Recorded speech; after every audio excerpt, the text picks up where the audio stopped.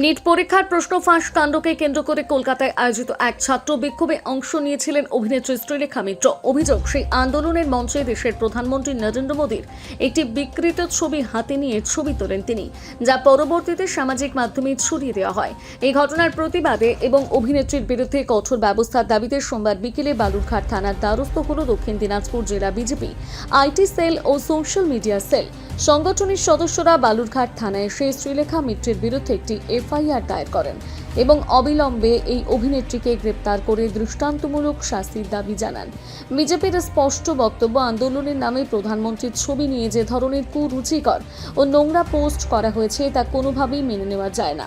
একজন শিল্পী হয়ে তিনি যে মানসিকতার পরিচয় দিয়েছেন তার জন্য পুলিশের দ্রুত পদক্ষেপ নেওয়া উচিত। এই বিষয়ে বিজেপির জেলা সোশ্যাল মিডিয়া কোঅর্ডিনেটর সৌরভ রায় বলেন, আপনারা দেখেছিলেন গত 24 জুলাই নিট পরীক্ষার প্রশ্ন ফাঁসের কেলেঙ্কারির বিষয় নিয়ে একটা আন্দোলন হয়েছিল কলকাতার বুকে।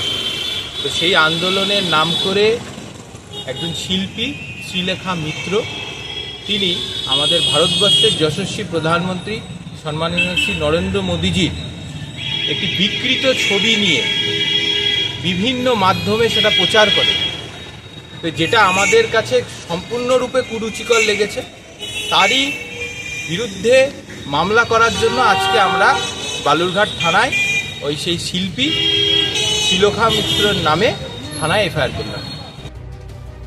বালুরঘাট থেকে রিপন ভৌমিকের প্রতিবেদন, নিউজ টুডে।